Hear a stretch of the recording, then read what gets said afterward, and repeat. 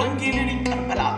እንዴት ከሙሴ ይልቅ ክርስቶስን ያስቀድማሉ ብለው አንዳንዶች ተበሳጩና መከራ አስቆሙባቸው። በዋሉበት አላሳድር ባደሩበት አላስላሏቸው። ሽታቸውንም ባጠኑባቸው። እርግጫቸውና ግልምጫቸው በዛ፣ መሰደዳቸው በዛ፣ መቆጠጣቸው በዛ፣ መከራቸው ጥልቅ ሆነ።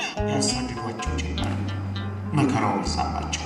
በቁጥር ስላነሱ፣ ከማህበራዊ ሕይወት ስለተገለሉ፣ ከስልጣን ስለተባረሩ ፈሩ። የሚያጡት ነገር አስፈራቸው። ብቻቸውን የሚቀሩ መሰላቸውና ሆድ ባሳቸው። አዲሲቷ ሃይማኖት ወንጌል ከሰው የምታርቅ ከሰው የምታገር ብቻ የምታስቀር ናት እንዴ? አምላካችን ኢየሱስ ክርስቶስ ቶሎ መጥቶ ስለሚወስደን ግድ የለም አሉ። መከራውንም እንችለዋለን፣ ብቻችንን መሆኑንም እንችለዋለን፣ መሰደዱንም እንችለዋለን፣ ቁንጥጫውንም እንችለዋለን፣ ግልምጫውንም እንችለዋለን። ጠብቁ አይመጣም፣ ቢጠብቁ አረፈደ። ቀና ብለው ሰማይ ሰማይ እያዩ ዘገየ። በእነሱ አስተሳሰብ ዘገየባቸው። መከራውን በዛ። እሱም ሊቀር ነው መሰለኝ ዘገየ። ጭንቀታችን በዛ። እሱም ረሳን መሰለኝ ቀረ። ወደኋላ ማፈንፈር ጀመሩ። ደርሳችሁ ትመለሳላችሁ። ጥቂት ሲቀራችሁ ወደ ኋላ ታፈገፍጋላችሁ። ቆርባችሁ ታፈርሳላችሁ። ዘምራችሁ ትዘፍናላችሁ። አሸብሽባችሁ ትደንሳላችሁ። እንደገና ወደ ኋላ ክርስቶስ እያለላችሁ።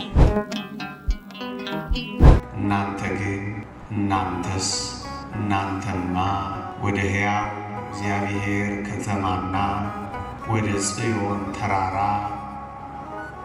ደርሳችኋል ይላል ዕብራውያን ምዕራፍ 12 ቁጥር 22። ይህንን ቃል መነሻ አድርገን እንመካከራለን። ቅዱስ ጳውሎስ ይህችን መልእክት የጻፈላቸው በኢቦር ዕብራውያን ለተሰኙ ከይሁዲ እምነት ወደ ክርስትና ለገቡ አዳዲስ ክርስቲያኖች፣ አዳዲስ አማኞች ነው ይህን መልእክት የላከላቸው። እረ ለመሆኑ ይህች የዕብራውያን መልእክት መጽሐፍ የቅዱስ ጳውሎስ መልእክት ስለመሆኗ ምን ማስረጃ አላችሁ ብለው አንዳንዶች ቤተ ክርስቲያንን ሲጠይቁ ይሰማል። እውነት ነው፣ ጥያቄያቸው ተገቢ ነው። ምክንያቱም የዕብራውያን መልእክት ቅዱስ ጳውሎስ እንደ ሌሎቹ 13 መልእክታት ስሙን አልጠቀሰባት። 14 መልእክታት አለው በመጽሐፍ ቅዱሳችን ውስጥ። በ13ቱ ላይ በኢየሱስ ክርስቶስ እስር የሆንኩ እኔ ጳውሎስ የጌታ የኢየሱስ ክርስቶስ ባሪያ ጳውሎስ ያለ ስሙን ጠርቷል። በዚች በዕብራውያን መልእክት ግን ስሙን ሰውሮታል። በቀጥታ ወደ ጉዳዩ ገብቷል። ምዕራፍ 1 ቁጥር 1 ሲጀምር እግዚአብሔር ከጥንት ከአባቶቻችን በነቢያት ተናግሮ ሁሉን ወራሽ ባደረገበት ደግሞም ዘመናትን በፈጠረበት በልጁ በዚህ ዘመን መጨረሻ ተናገረ ብሎ ነው የሚጀምረው እና ልክ ነው። ለክርክር ለውይይት ይጋብዛል። ምክንያቱም ስሙን ሰውሯታል። ታዲያ በምን ታውቆ ነው የጳውሎስ መልእክት የምትሉን የሚል ጥሩ ጥያቄ ነው። በጣም ብዙ ምክንያቶችን ቤተ ክርስቲያን ታቀርባለች። እኔ ጥቂቶቹን ብቻ ልንገራችሁ። አንደኛ፣ በቅዱስ ጳውሎስ 14ቱ መልእክታት ውስጥ ቅዱስ ጳውሎስ የመልእክቲቱ ፊርማ አለች። በተሰሎንቄ መልእክት ላይ ምዕራፍ 4 የመጨረሻው ቁጥር ላይ ምን ይላል መሰላችሁ? የመልእክቴ ማስረጃ ይህ ነው፣ እንዲህ እጽፋለሁ፣ ጸጋ ከእናንተ ጋር ይሁን ይላል። እዩ፣ የመልእክቴ ሁሉ ማስረጃ ይህ ነው፣ እንዲህ እጽፋለሁ፣ ጸጋ ከእናንተ ጋር ይሁን ይላል። ይህቺ የቅዱስ ጳውሎስ የመልእክቱ ማስረጃ ወይም ፊርማው ናት። 14ቱ መልእክታት ውስጥ ይህችን ቃል ታገኛላችሁ። ጸጋ ከእናንተ ጋር ትሆንበት ነው። ይህቺ ፊርማ ማስረጃው ስለሆነች ዕብራውያን መልእክት ውስጥ መጨረሻው ቁጥር ላይ ተገኝታለች። ዕብራውያን 13 የመጨረሻው ቁጥር ላይ ጸጋ ከእናንተ ጋር ይሁን። የንዋየ ኅሩይ የቅዱስ ጳውሎስ ፊርማ በዕብራውያን መልእክት ውስጥ ተገኝታለች። አንደኛ። ሁለተኛ ቅዱስ ጳውሎስ በዚች መልእክቲቱ ውስጥ አንደኛውን ደቀ መዝሙር አንደኛውን አገልጋይ ጠቅሶታል። እሱ ጢሞቴዎስ ይባላል። ጢሞቴዎስ የቅዱስ ጳውሎስ ደቀ መዝሙር፣ የቅዱስ ጳውሎስ ተማሪ፣ የቅዱስ ጳውሎስ ረዳት ነው። ጢሞቴዎስን አንስቶታል። ጢሞቴዎስ ከተነሳ የጳውሎስ መልእክቷ መሆኗ የሚያጠራጥር አይደለም። ሁለተኛ። ሶስተኛ ቅዱስ ጴጥሮስ በዝርወት ለተበተኑ አይሁድ መልእክት ልኮላቸዋል። የቅዱስ ጴጥሮስ ሁለቱም መልእክታት ለተበተኑት ክርስቲያኖች ይላል። በዝርወት ለተበተኑ ከይሁዲነት ወደ ክርስትና ለመጡት አዳዲስ ክርስቲያኖች የጻፈው ዳግመኛ መልእክቱ ነው እና በዚህ መልእክቱ ምን ይላል? የተወደደው ወንድማችን ጳውሎስ እንደተሰጠው የጸጋ መጠን ጻፈላችሁ ሚላት የዕብራውያንን መልእክት ነው። ሁለቱም ለተመሳሳይ ሰዎች ነው የጻፉት። ሶስተኛ ማስረጃችን። ስለዚህ እግዚአብሔር ከጥንት ጀምሮ በአባቶቻችን በነቢያት ተናግሮ ሁሉን ወራሽ ባደረገው ደግሞም ዘመናትን በፈጠረበት በልጁ በዚህ ዘመን መጨረሻ ተናገረን ብሎ የገባው ታዲያ ለምንድን ነው? ለምን ስሙን መሰወር አስፈለገው? ለምን እንደ ሌሎቹ ስሙን አልጠቀሰም ካላችሁ ይውላችሁ ራሱ ቅዱስ ጳውሎስ ከይሁዲ እምነት ወደ ክርስትና የመጣ አዲስ አማኝ ነበረ። ያሳድድ የነበረውን ቤተ ክርስቲያን በመስበኩ በጣም ተመሳይተዋል ወገኖቹ አይሁድ።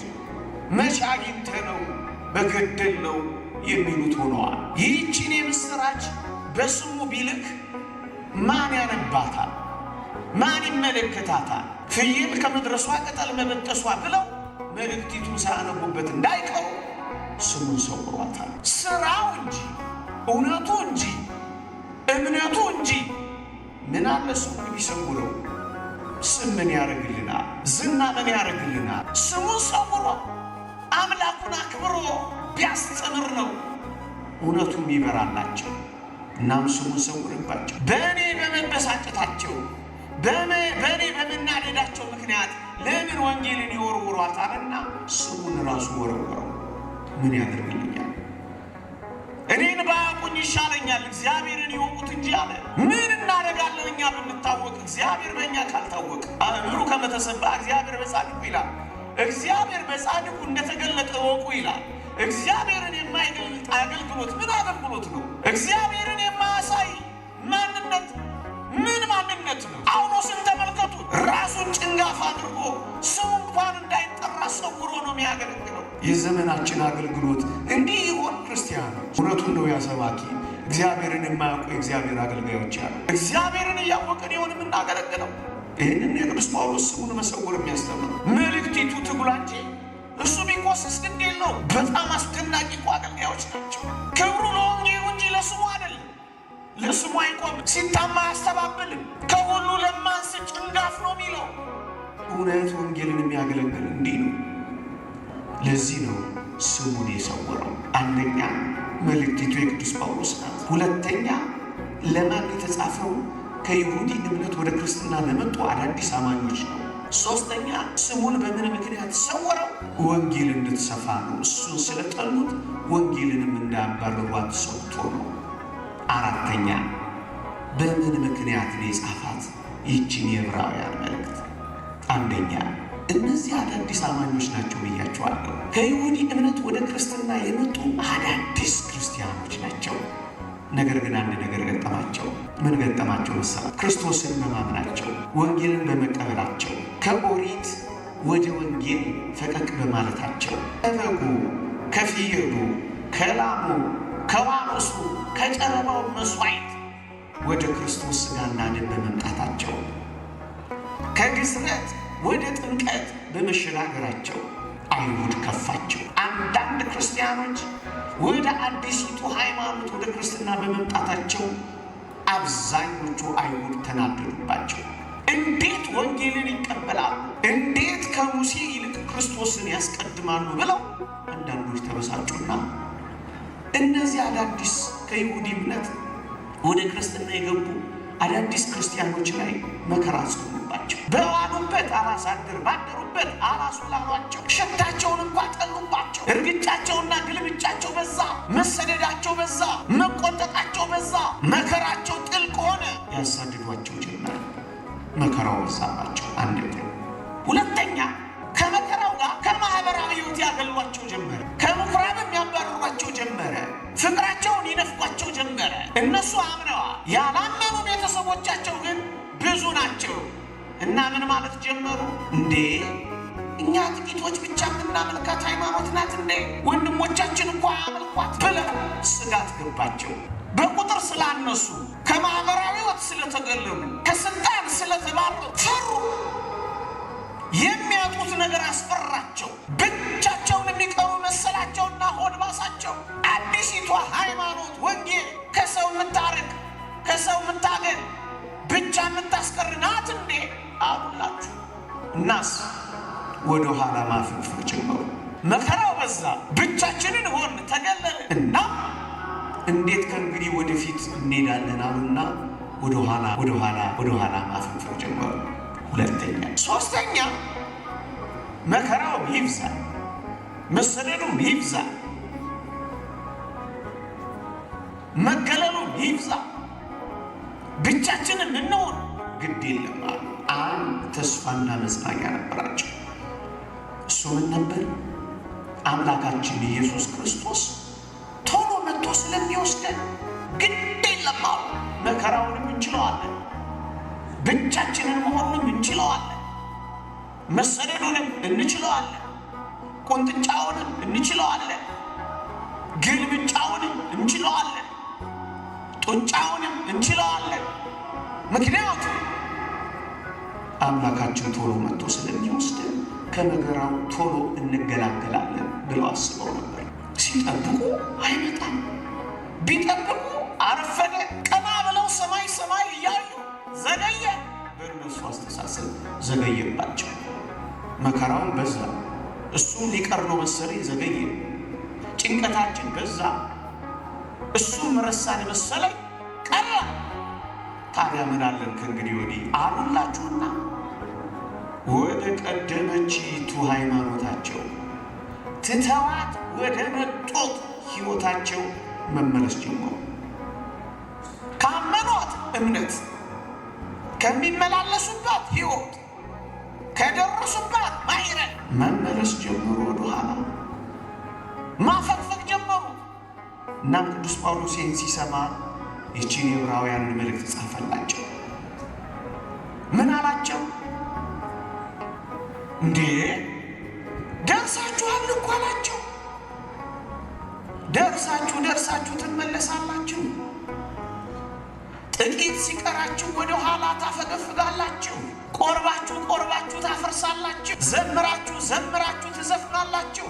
አሸብሽባችሁ ትደንሳላችሁ። እንደገና ወደ ኋላ ክርስቶስ እያለላችሁ እንዴት እንደገና ወደ በጉ፣ እንዴት እንደገና ወደ ፍየሉ፣ እንዴት እንደገና ወደ ላምደ እንዴት ትመለሳላችሁ? እንደገና ወደ ኋላ። ኧረ ደርሳችኋል አላቸው። ዋንቱ መስበጻክሙ ሀበ ጽዮን፣ እናንተ ግን ወደ ሕያው እግዚአብሔር ከተማና ወደ ጽዮን ተራራ ደርሳችኋል እኮ አላቸው። ያበረታቸው፣ ያነቃቃቸው፣ እንደገና ወደፊት እንዲሄዱ እጁትና ያነሳሳቸው ጀመረ። የደረሱበትን ርቀው የመጡትን እያሳየ በደንብ አድርጎ ያበረታታቸው ጀመረ። ደርሳችኋል እያለ አንድ የደከመ ሰው ደርሳል ሲባል እንዴት እንደሚበረታ የታወቀ አይደለም። እንደውም በዚህ በዕብራውያን መልእክቱ ላይ 6 ጊዜ ያክል ተጠንቀቁ እያለ የማስጠንቀቂያ መልእክት ሁሉ ላከ። እኛ ግን ሊድኑ ከሚያምኑት ነን እንጂ ወደ ኋላ ከሚያፈገፍጉቱ አይደለንም እያለ እንቅጩን ተናገረ። እንደው ጻድቅ በእምነት ይኑራ፣ ወደ ኋላ ቢያፈገፍግ ግን ነፍሴ በእርሱ ደስ አይላትም አለ።